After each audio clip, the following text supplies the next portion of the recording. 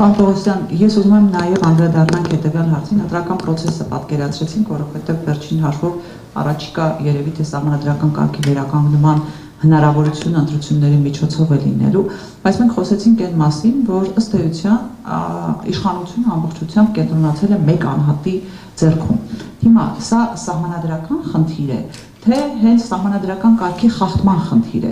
Այսինքն արդյոք մեր սահմանադրությունը այդպիսի հնարավորություն տալիս է, որ մեկ անձը ունենա այսպիսի անսպառ անվերջանալի իրավունքներ, թե այդ անձը պարզապես յուրացրել է այդ իրավունքները մեկ, արդյոք անհրաժեշտ են սահմանադրական փոփոխություններ,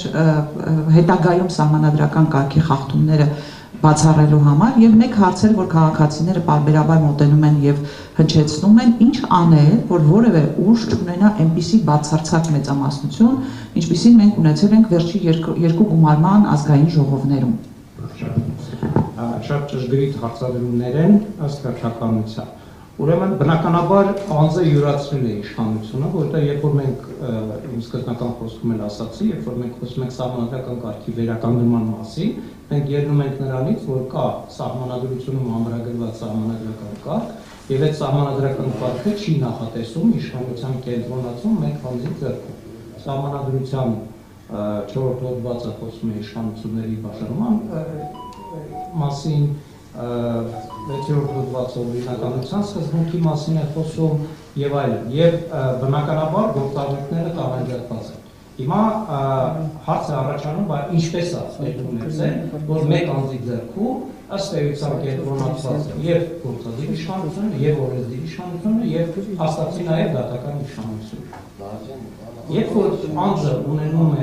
սահմանադրական մեծամասնություն պարլամենտում եւ ունենում է այնպիսի մեծամասնություն, որը որևէ ձևով որևէ կերպ չի ցանկանում հակաճառել իր քաղաքական լիդերին, այստեղ սահմանադրությունը ըստ էության անզոր է, որովհետև սահմանադրությունը աշխատում է մարդկանց միջոցով։ Եվ երբ որ մենք համեմատում ենք տարբեր կառավարման մոդելները, մենք պարլամենտական մոդել ենք, նախկինում ունեցել ենք կիսանախագահական մոդել, 91-95 թվականներին ունեցել ենք նախագահական մոդել, որևէ տարբերություն այդ առումով չկա։ Նույնիսկ պարլամենտական համակարգում ավելի մեծ է հավանականությունը, որ դու կարող ես փոխել այն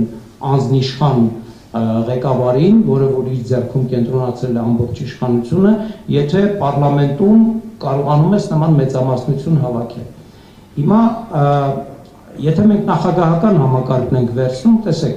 Ամերիկայի Միացյալ Նահանգները իշխանությունների տարանջատման դասական մոդել են համարվում, իշխանությունների տարանջատում, checks and balances եւ այլն։ Մենք այսօր տեսնում ենք, որ որևէ իշխանությունների տարանջատում այնտեղ չկա, օրենսդրի եւ գործադրի միջեւ, որովհետեւ սենատում էլ շատ փոքր մեծամասնությամբ մեկ ձայնի, Վենսի ուրեմն ձայների շնորհիվ ըստ էության Տրամպը կարող է առանց կոնգրեսի հարձակվել Վենեսուելայի վրա կամ ցանկացած այլ երկրի վրա։ Այսինքն շատ բան կախված է նրանից, թե ընտրության արդյունքներն ինչպիսին են։ Եթե դու ունես այդպիսի մեծամասնություն, քո նկատմամբ միակ ռեալ վերահսկողության մեխանիզմը անկախ դատական իշխանությունն է։ Հիմա մենք 2015 թվականի փոփոխություններով բազմաթիվ մեխանիզմներ նախատեսեցինք, որպեսզի հնարավորինս դատական իշխանությունը ձերբազատվի գործադիրի ուրեմն ազդեցությունից։ Եթե հիշում եք 95 թվականին այսպիսի մի կոմիկ իրավիճակ էր սահմանադրության, որ հանրապետության նախագահը ուրեմն ըստ էության արդարադատության երաշխավորներ, դատական իշխանության երաշխավորներ, արդարադատության խորհրդի նախագահներ, իր տեղակալները իր իսկ կողմից նշանակված պաշտոնատար անձիկ էին, գլխավոր դատախազն ու արդարադատության նախարարը, այդ արդարադատության խորհուրդը իր ստորագրությամբ, հանրապետության նախագահի ստորագրությամբ, որպես արդարադատության խորհրդի նախագահ, իրեն առաջարկում էր դատավորների թեկնածուներ եւ նույն հանրապետության նախագահը արդեն այն մյուս ձեռքով ստորագրում էր այդ դատավորների նշանակումը։ 2005 թվականին մենք փոփոխություններով արդարադատության խորհուրդը դարձրեցինք ավելի հավասարակշռ ավելի հնարավորություն տվեցինք, որ դատական իշխանությունը ինքը մասնակցություն ունենա դատավորների նշանակման գործընթացում։ 15 թվականի մեխանիզմները էլ ավելի գնացին դատավորների ազդեցության ուժեղացման ուրեմն ուղղությամբ, բայց այդ ամենը որևէ արդյունք չտվեց, եւ ես վստահ եմ, որ եթե տեղի ունենա իշխանափոխություն եւ եթե քաղաքական ուժերը իսկապես քաղաքական կամք ցուցաբերեն, իրենք պետք է արմատական ձևով մոտենան մեր սահմանադրության 7-րդ գլխի, 8-րդ գլխի դրույթներին եւ մտածեն այնպիսի մեխանիզմների մասին, որպիսի իսկապես գործադիր իշխանության ազդեցությունը դատական իշխանության վրա լինի մինիմալ։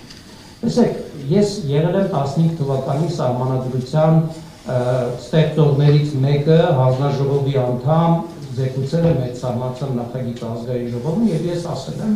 որ կատարյալ սահմանադրություններ գոյություն չունեն, չեն կարող լինել, բայց պետք է միշտ ձգտել նրան, որպեսզի այն ամենը ինչ որ սահմանադրությունում համարագրված է, կատարվի։ Հիմա մենք տեսնում ենք, որ դատական իշխանությունը եւ առաջին հերթին սահմանադրական դատարանը սահմանադրական փոփոխություններից հետո դարձել է ամբողջությամբ ուրեմն վարչապետի կամակատար։ Նույնիսկ գործեր չի ընդունում քննության, ժամկետները ձգում է տարիներով, այն դեպքում երբ որ օրենքում շատ հստակ գրված է, ինչ անել այդ մարդկանց։ Ուրեմն տվյալ պարագայում ակնհայտ է, որ սահմանադրական դատարանը ստեղծվել է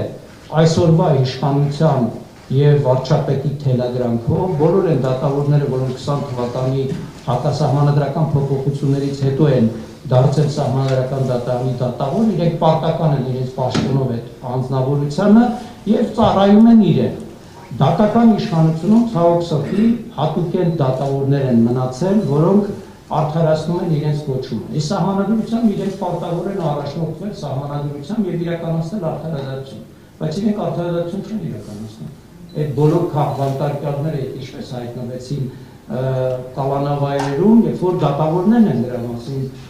վերջի վերջո իրենց վերդիկտը տալիս։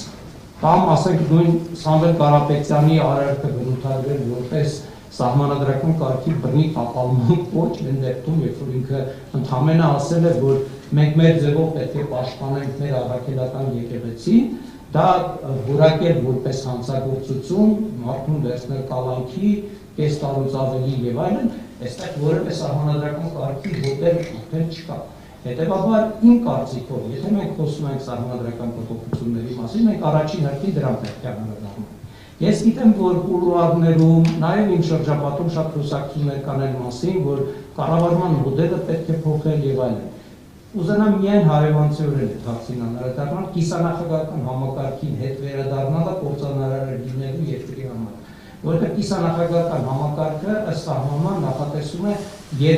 դուալիստական գործադիր իշխանություն, նախագահ եւ վարչապետ։ Թե իրանք ինչպես են իրար հետ իշխանությունը կիսելու, ինչքան են կռվելու, արտաքին քաղաքականության հարցերում ոնց են համաձայնության գալու, վերցրեք նայեք Լեհաստանի օրինակը, հենց այսօրվա Լեհաստանի օրինակը, որը չի կարողանում պայմանավորվել, թե վարչապետը գնա Տրամպի հետ հանդիպման, թե պրեզիդենտը գնա հանդիպման։ Եվ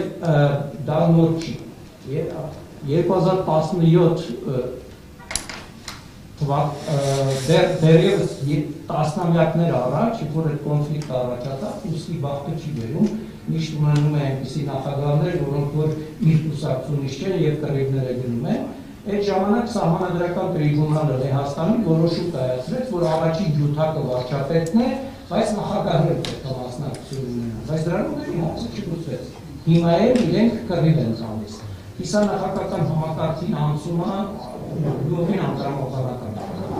Նախագահական համակարգում մենք եթե չենք ունենալու նախագահի եւ պարլամենտի մեծամասնության համընկնող, լինելու է այդ ամերիկան այսպես կոչված deadlock-ը եւ այդտեղ նույնպես կառավարումը լինելու է անկառավարելի, այսպես ասենք։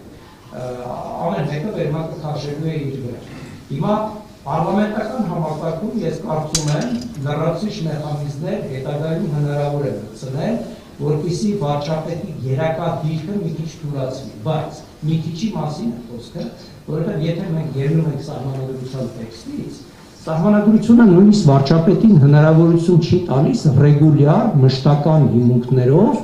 նախարարներին ցուցումներ տալու այս կամ այն հարցի վերաբերյալ։ Սահմանության մեջ ուղղակիորեն գրված է, որ յուրաքանչյուր նախարար ինքնուրույն է կառավարության ծրագրի շրջանակներում իրականացնում իր ոլորտի քաղաքականությունը։ Եվ միայն բացառության կարգով է, որ վարչապետը իրավունք ունի այս կամ այն կոնկրետ հարցի վերաբերյալ հանձնարարականներ տալ։ Բայց գնացեք որևէ նախարարի հարցրեք, թե իրենք այդ դրույթին ծանոթ են եւ երբևէ փորձ կատարել են նման բան անելու համար։ Դրա համար, որպեսզի սահմանադրությունը գործի, նաև որոշակի քաղաքական կուլտուրա է, ուրեմն անհրաժեշտ եւ առաջին հերթին, այսպես կոչված քաղաքական էլիտայի մոտ։ Տեսեք, սահմանադրության մեջ ընդդիմության իրավունքները այնքան են շատացել, փոքրամասնության իրավունքները, բայց իրենք իջիկ են դառնում, եթե կամայական որոշում է կայացնում, որ ասենք քննիչ հանձնաժողով չեն ձևավորվում եւ վերջ։ Պարզապես դու արհամարում ես սահմանադրությունը։ Դրա համար իսկապես մեր այսօրվա քննարկումը սահմանադրական կարգի վերականգնման մասին, որտեղ սահմանադրական կարգը իմ գնահատմամբ առնվազն 2020 թվականի հունիսի 22-ից խանգվել է, ոչնչացվել է եւ այդ իրավիճակը ել ավելի է խորացել, այսօր մենք իսկապես ունենք անձնիշխանություն։ Սահմանադրությունը, եթե ճիշտ մեխանիզմներ չի նախատեսում, այդ անձնիշխանությանը նպաստում է, բայց մյուս կողմից, եթե դու նախատեսում ես բոլոր մեխանիզմները,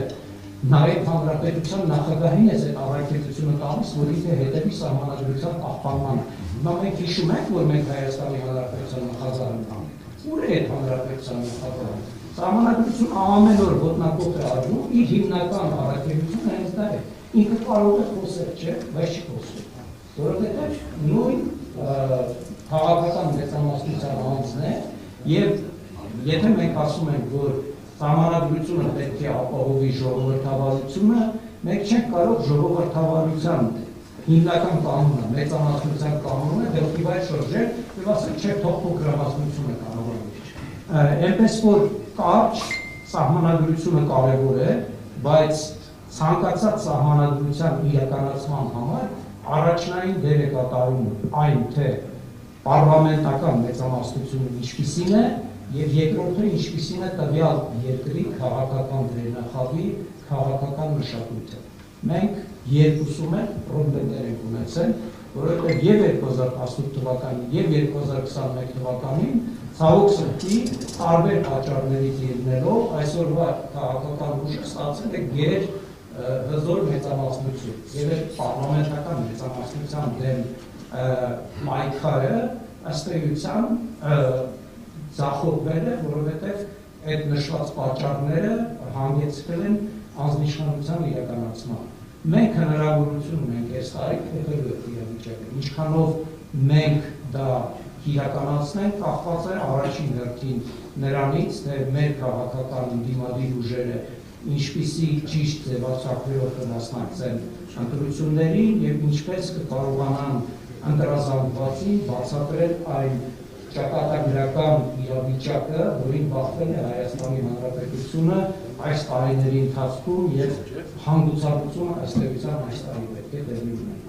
Դեռ մի քիչ երկար պատասխանեցի, բայց հարցեր ունեն։ Շնորհակալություն, պարոն Պողոսյան։